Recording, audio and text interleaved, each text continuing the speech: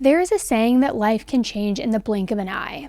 One of a parent's biggest fears is to be watching your child on the playground one minute, only to be gone the next after looking away for just a second. Now, most parents have been there at one point or another, and the sudden panic is gone almost as quickly as when it came, when your child pops out from behind a bush or comes down the slide into view. However, that panic wouldn't go away for one Texas family. According to them, they left their daughter, 2-year-old Maliyah, playing on the playground outside of their apartment window for just a couple of minutes. But Maliyah wouldn't come down the slide or pop out of any bushes. She was gone. The circumstances had the family's neighbors asking what type of parents would leave their 2-year-old alone, and the inconsistencies in their story had everybody wondering if they were actually telling the truth about what happened. Soon, the whole community would be trying to figure out what happened to Maliyah. Hey guys, I'm Elise. This is 10 to Life. Let's jump right in.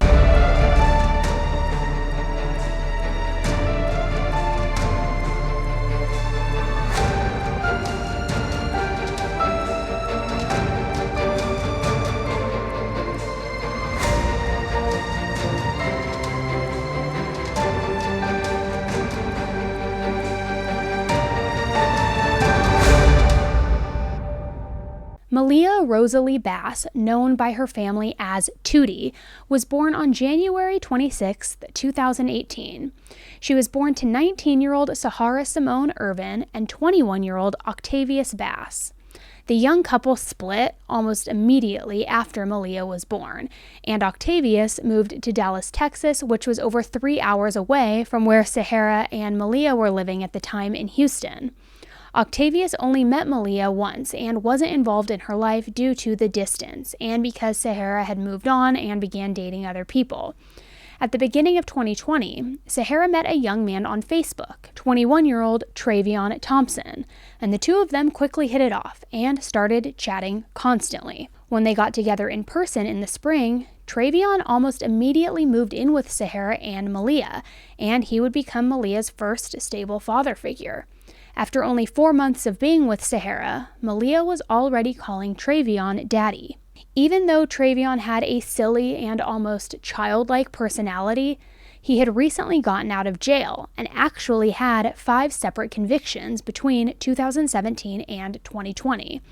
After his release, he had a hard time finding a job, with his record and being on probation, plus the pandemic made it even more difficult at the time.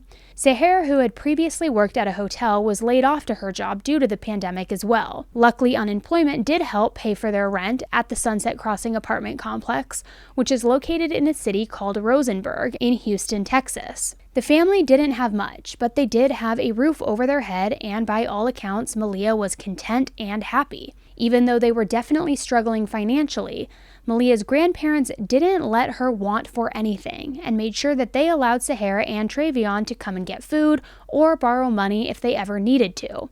Even though their relationship was pretty new, Travion's stepmom, Angel Harris, does say that the couple would argue from time to time.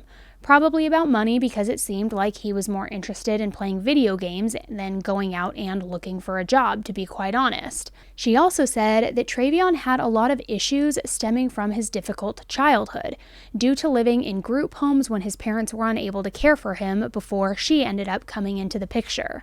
Even though he was trying to get on the right track, his difficult start in life caused him to be very immature and lacking in a lot of skills necessary to make it as a productive adult.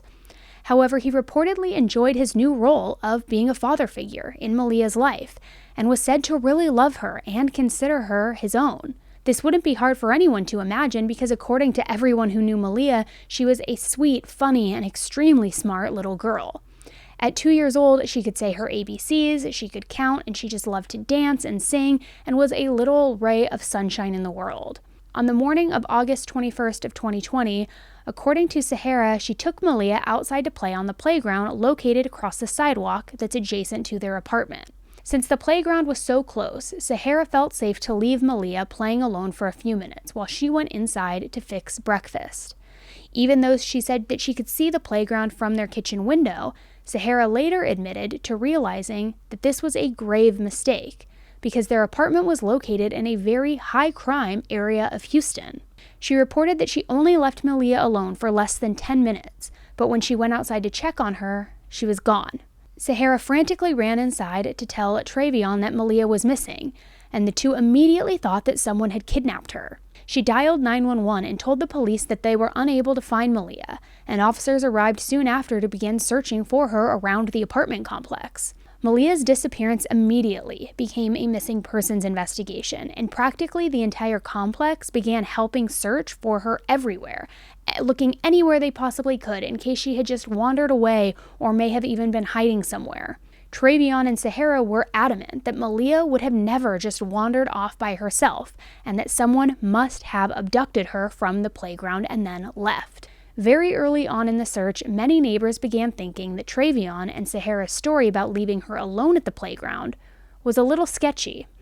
Both of them became very defensive on Facebook, and in one post, Travion stated, "She wasn't at the park at night. It was daytime. I understand leaving a baby at the park is dangerous. We didn't think it was going to end up like this. So I do apologize to everyone and feel free to ask questions." Now, Sahara was a little more angry towards the accusations, commenting, slinging curse words at people, saying, "I already explained it. I'm starting to think that you guys are slow. That park is right in front of my freaking house. I wouldn't have just left her there if I didn't feel some type of comfort to leave her. I wasn't just leaving her at the park by herself. I was coming back. Travion was asking me a question. No, I wasn't cooking dinner or breakfast. I was in the kitchen getting their noodles together. I didn't start cooking. I knew my daughter was outside. WTF. I was going out there to get her. When I went back outside, there was no sign of her. The only explanation for that is kidnapped. I called the police first, like the mother effing news said." Clearly very defensive. Even though there were already a few inconsistent statements, the police focused solely on trying to find Maliyah before pointing any fingers, especially since they were both acting so distraught. Sahara and Travion's mothers both arrived and were both equally as upset, being that they were so close to Maliyah as well. Travion's stepmother, Angela Harris, asked the police why there hadn't yet been an Amber Alert issued, and felt like waiting too long to issue one could allow whoever took her to get away. However, the police explained that they really didn't have enough information to issue an Amber Alert, because they didn't have a vehicle description or a person of interest to look out for besides Maliyah herself. The news did begin reporting on her disappearance, and missing persons flyers were created that same day. 15 hours and counting. An urgent search underway right now in southwest Houston for a missing toddler. Texas EquiSearch Houston police, along with volunteers, are looking for 2-year-old Maliyah Bass. That toddler reported missing from an apartment complex on Beechnut and Maple Crest. The complex has been searched from top to bottom with still no signs of her tonight. This is Maliyah Bass, the 2-year-old with the big, beautiful smile, missing since about 7 this morning. Tragedy. Nobody seen her. Nobody heard nothing. Bass was last seen outside her home here at the Sunset Crossing apartment complex.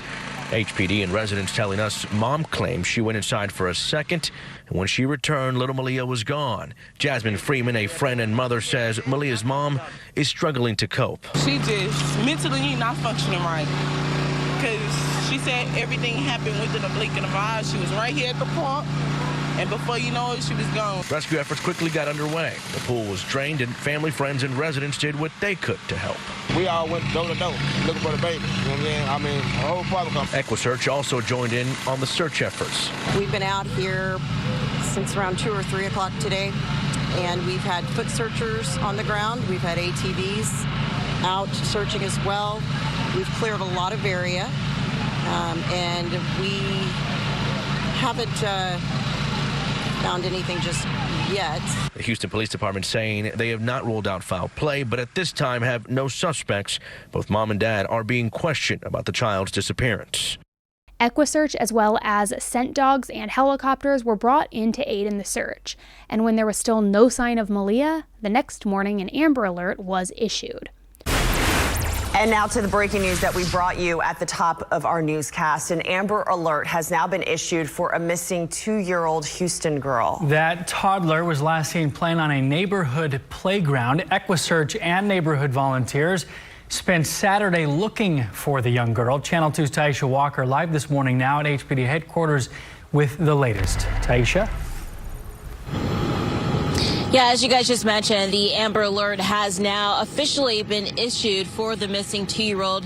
Maliyah Bass disappeared yesterday, nearly 24 hours ago. Let's get to a photo of what that 2-year-old looks like so that everyone is looking out for her. She's about 40 pounds and was last seen wearing a black onesie, black shorts with colorful polka dots, blue shoes with no socks. Maliyah disappeared around 9:30 yesterday morning from the playground area at the Sunset Crossing apartment complex in Southwest Houston. Houston police tell us that Maliyah's mother claims that she went inside of her apartment briefly. When she came back out to that playground area, Maliyah was gone.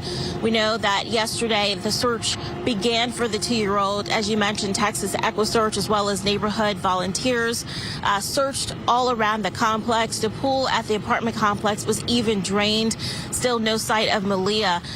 Only a few hours after the Amber Alert was issued, a woman was jogging on a trail that runs next to a slow-moving river in Houston called Brays Bayou. In the bayou, she noticed what appeared to be a little body floating in the water. The woman called 911 and investigators arrived on the scene to find a little girl that matched Maliyah's description. This little girl was nude and floating in the bayou. The area of the bayou where she was found was over 20 miles away from the family's home, and they quickly arrived on the scene when they heard the news of a body being found. At the scene, there was confusion. There was hysteria and heartbreak when they realized that the little girl was more than likely Maliyah.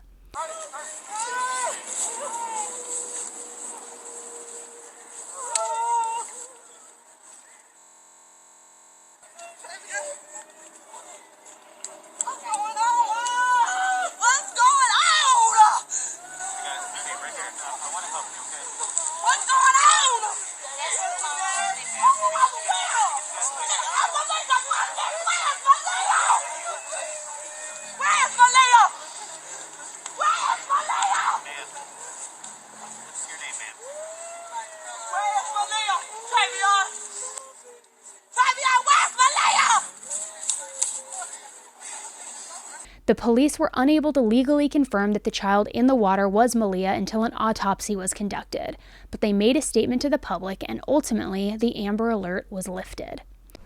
Now to a tragic discovery, a child's body found in Brays Bayou. Police say there's a high probability the body is that of a missing 2-year-old named Maliyah Bass. She was first reported missing Saturday morning. Our Matt Doherty is in Southeast Houston. Investigators had been here all morning and afternoon on the banks of the bayou where the little girl's body was found.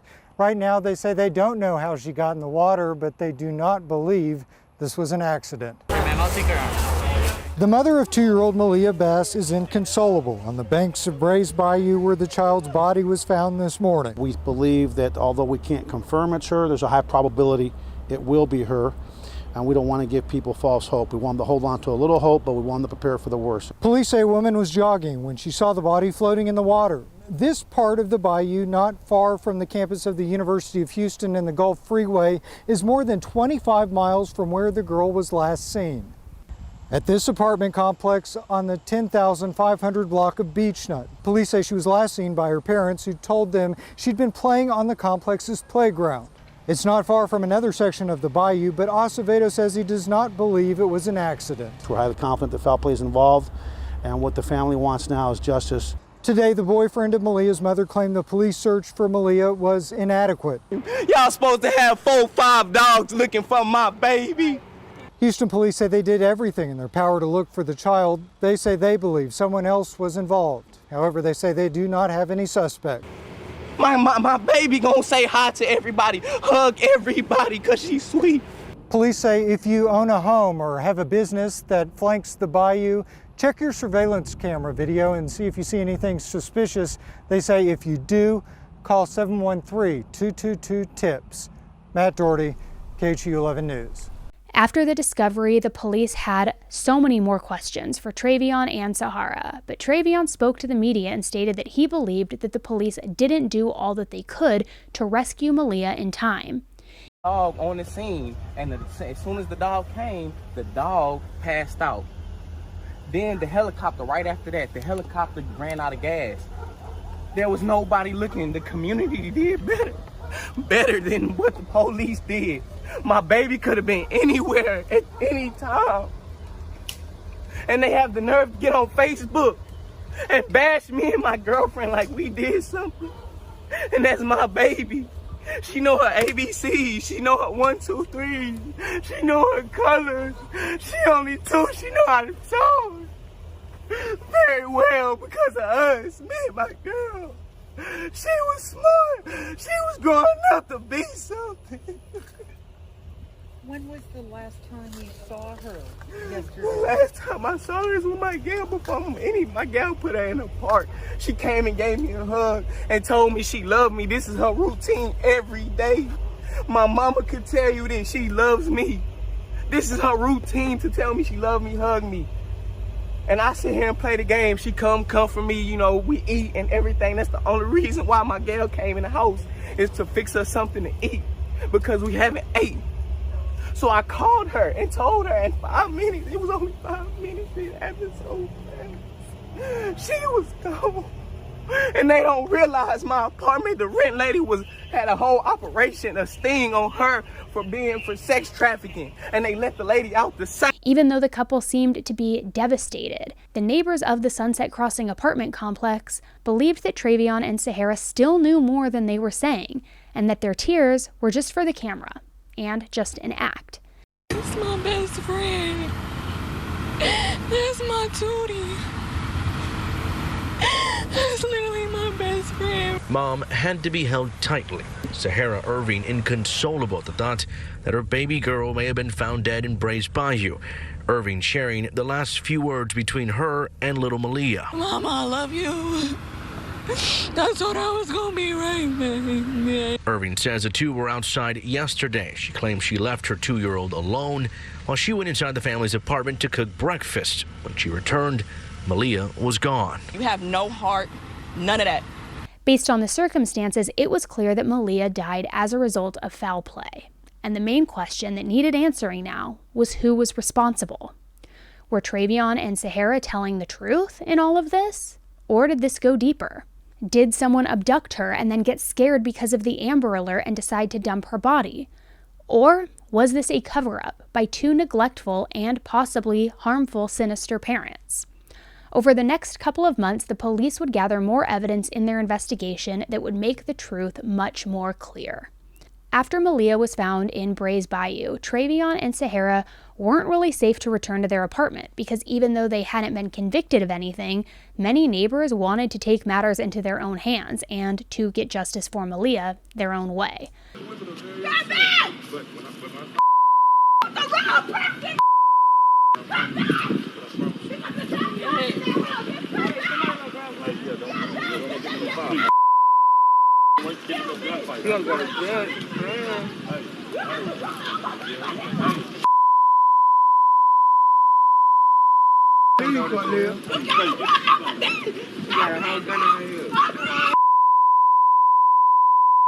So the couple moved in with Travion's stepmother, Angel Harris, and she stated that at first she wanted to believe their story, but the more she thought about the small details, the more fishy she thought that their version of events was becoming.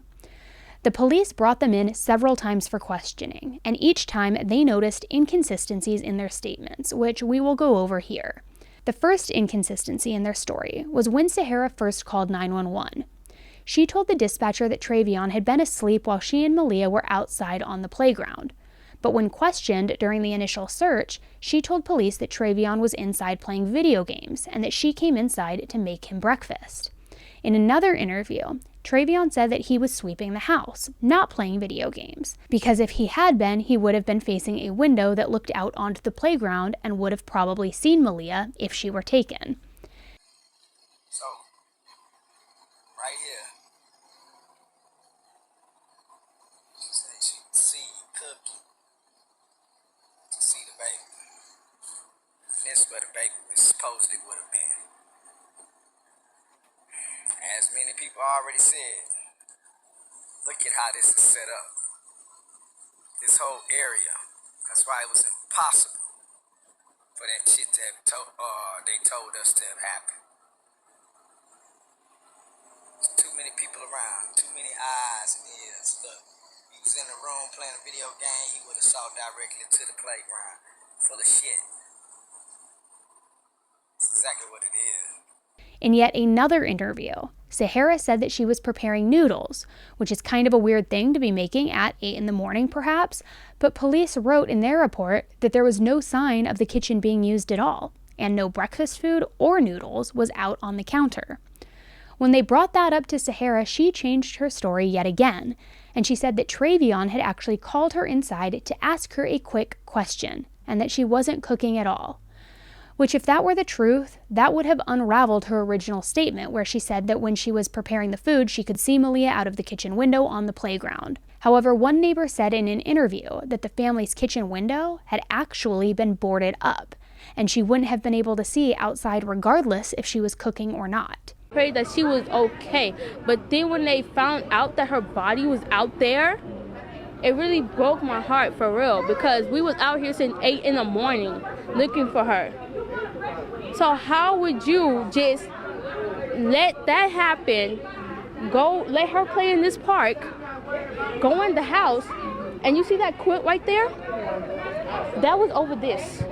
And you see that board right there? That was over the window. So inspection, that's a safety hazard. If anything did happen to her, if she came outside, how would she even see her? In the report, the first officer to arrive on the scene noted that he got the impression that when he got to the apartment, Sahara and Travion had not made any attempts to look for Maliyah yet. That would seem like a huge red flag, because most parents would probably be running around, banging on doors, screaming their child's name, and looking everywhere they could before or while calling 911. It was also noted that several neighbors gave statements that in their complex it's normal for people to sit outside on their balconies in the morning, having their coffee, maybe smoking cigarettes, and saying good morning to each other. One man told officers that he had been outside all morning doing both of those things, and had not seen Maliyah or Sahara on the playground or outside at all. When police sent dogs to try to find Maliyah's scent, they reported that when Travion and Sahara saw one of the dogs going up a hill, they went and attempted to get the dog handler to turn around and go another direction. After that, they told the officers that they didn't want them to use a scent dog at all. Now, in a really shocking statement, Travion said, "If y'all can't find her in the apartments, I don't even want to look, bro. She could be anywhere." Which, what kind of father, boyfriend, whatever he is, would say that? Well, if she's not there, we might as well not even look at all. It's almost as though they knew the police were wasting their time. Or they didn't want them looking elsewhere. And that kind of is reminiscent for me of the Orrin and Orson West case when they were talking about the search efforts, when the parent said either they will be around here, or maybe they said they won't be around here. They were adamant in whatever distinction they were making, as though they were trying to control the search efforts. So I'm kind of getting that vibe here as well. When they recovered surveillance footage from some neighbors' cameras, there was no footage of Maliyah being outside alone, no footage of her wandering around or being taken by anyone. But there was footage of something else, and that footage would turn this case on its head. Angel Harris, Travion's stepmom, stated that while Sahara and him had been staying with her in the months after Maliyah's death, she began to get a very bad feeling about them. Neither of them attended Maliyah's funeral because they were afraid of all of the people that were there who assumed that they were responsible for her death. She felt like this was another huge red flag, because officers even told Sahara that they would offer her protection at the funeral, but she still declined to go. Angel felt like even if the entire world hated her, she would still go to her baby's funeral, but Sahara didn't feel the same. After that, she said that the two of them had started arguing so much amongst themselves that she finally had to tell them to leave because she couldn't take the toxicity in her home any longer. Travion went to stay with some friends in a nearby city, and Sahara went and admitted herself into rehab. When asked in an interview what type of substances Sahara would need to get rehab for, Angel said that she wasn't sure, and that she only knew that she smoked Mary Jane and may have gone to the rehab because she didn't have any other place to stay, that it wasn't really for treatment at all. It was during this time that the police were ready to make an arrest because they felt as though they had enough evidence to charge Sahara and Travion with the death of Maliyah.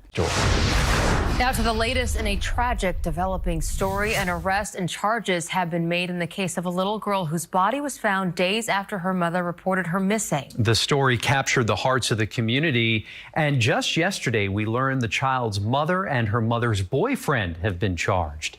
Channel 2's Vincent Crivelli has been following the details on this one for us and is joining us now live. Vince, you spoke with Maliyah's grandmother.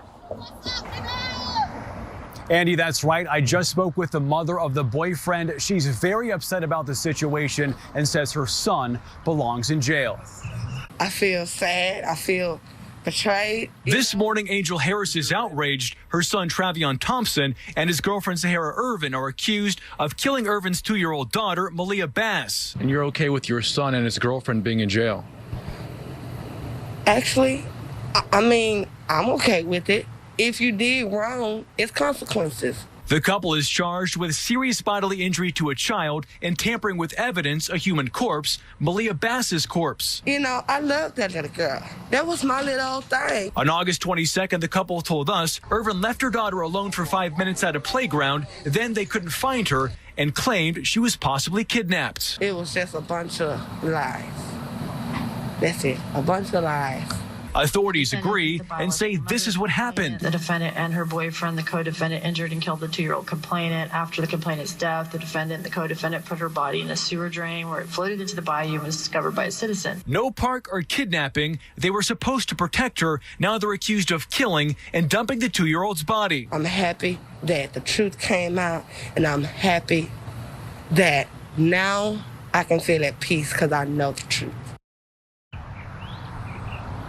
And both of the accused have 6-figure bonds and are due in court tomorrow. Reporting live in Houston, Vincent Crivelli, KPRC, Channel 2 News. Disturbing details there. After the couple was arrested, they were both presented with the facts from Maliyah's autopsy. You can see that Sahara is smiling from ear to ear in her mugshot, which is very strange considering the circumstances.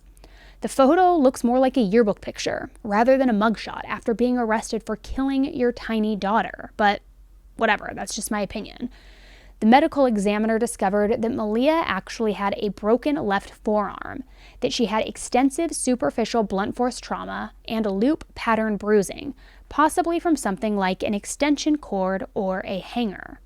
The wounds appeared to be old enough that they would have had to occur while Maliyah was still in their care.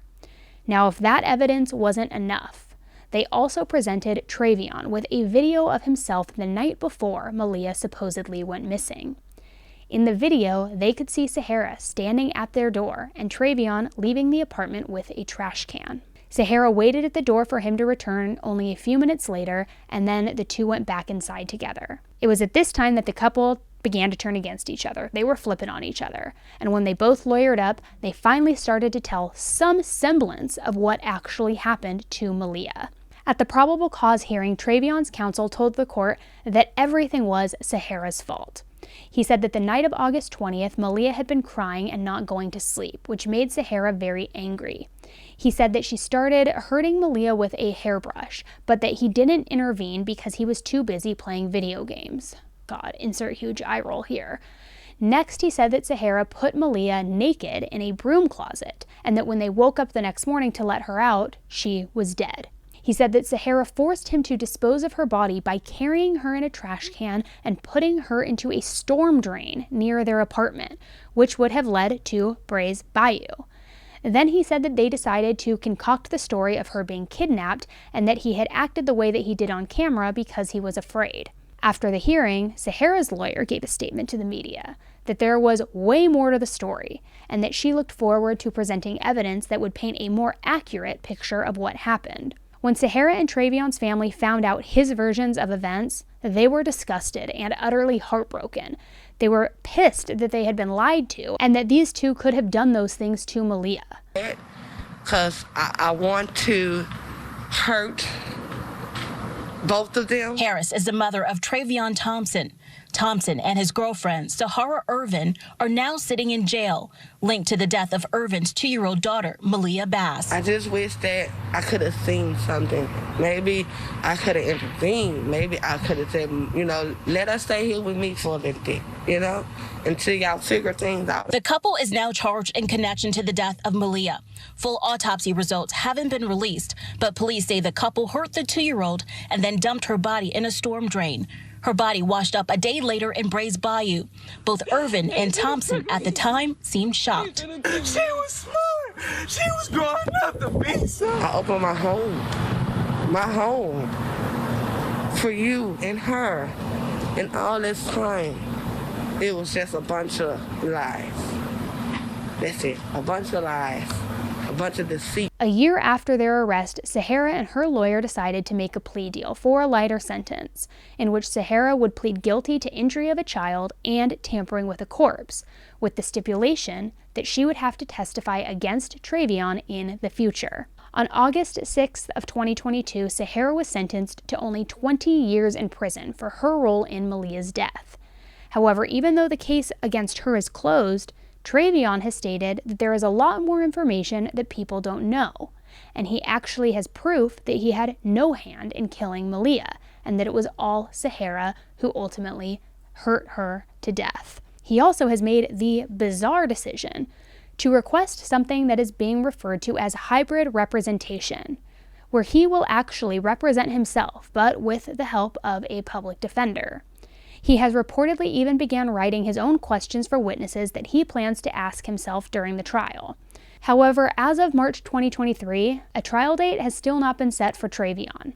If convicted, the charge of serious bodily injury to a child could carry up to a life sentence. Now, we don't know the whole story from Sahara of what she says took place. She took that plea deal. Things are under wraps. So we're not going to know the full version of events, or I shouldn't say full version, a version of events, another version, until the trial. And that's where we're at right now with this story. I'm not sure if we're ever going to get the full truth from either Sahara or Travion. It would be hard to believe anything either of them has to say now, considering their impeccable acting skills.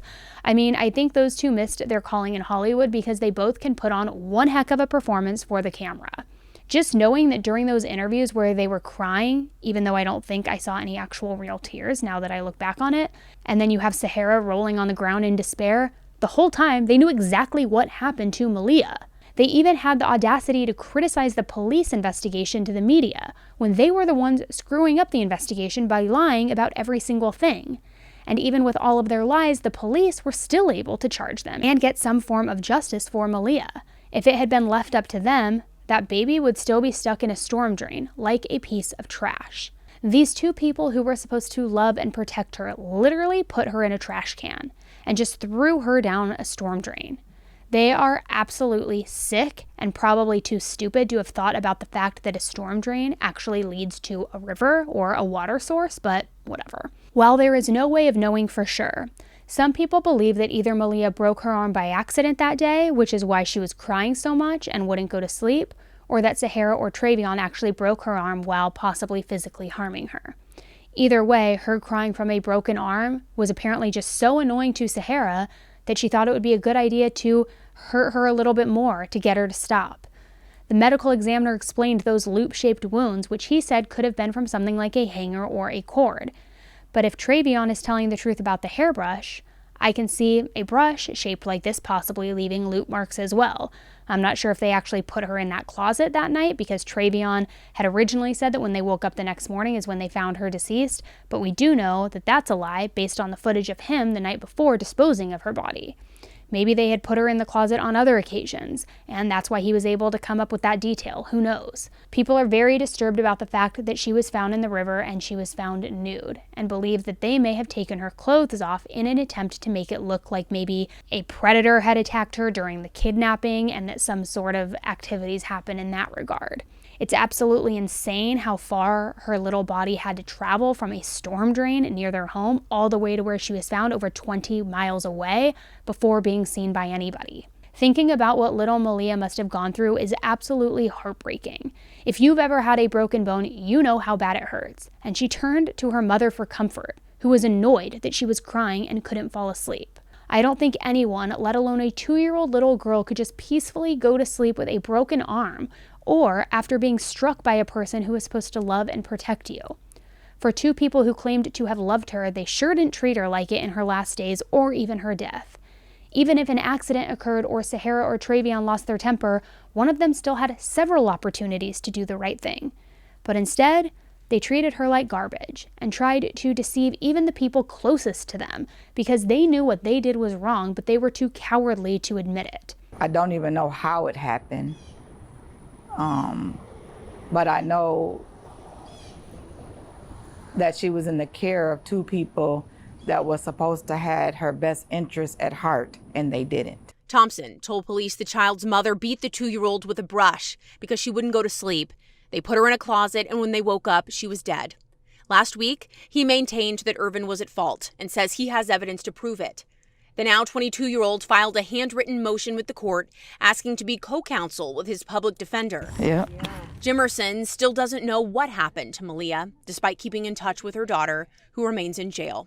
She says they don't talk about it. I've heard that before. I was like, I think I just would have cut all ties with her, and I wouldn't have nothing to do with her. It's not me. It's not my heart. But her heart is still filled with love for her Maliyah. Hi, Pumpkin. Hi, Tootie. Jimerson recently moved to Dallas, so she's able to visit Maliyah more often, the little 2-year-old who had her Nana wrapped around her finger. Because I think she can hear me. Hey, Nana Tootie Boo. You see your Nana out here seeing you, girl. So I say her name, and it makes me feel better to say her name. Maliyah Rosalie Bass. So I just say her name and let her know that I'm here and she's not forgotten. Maliyah deserved so much better, and they will have to live with what they did for the rest of their lives. I just hope that one day they ask for forgiveness, but to do that, they will need to tell the entire truth. That's the least that they can do for taking such an innocent and precious life. I will definitely keep you updated on any trial dates set for Travion because Maliyah deserves to have her day in court, and the community and family members deserve to know the truth of what happened and for justice to be served. So I will be following this one very closely. What do you think of this? What do you think of the couple flipping on each other? Do you think they were both involved? Do you think it truly was all Sahara? What do you make of it? I think it really makes a lot more sense now why they didn't go to the funeral either, because maybe there was just such a large amount of guilt and they didn't want to face it, or it could be because they're callous and cold and they just didn't care, and they didn't care about laying her to rest peacefully. What do you think? Let me know. All right, guys, thanks so much for tuning in, and until the next one, stay safe. Bye.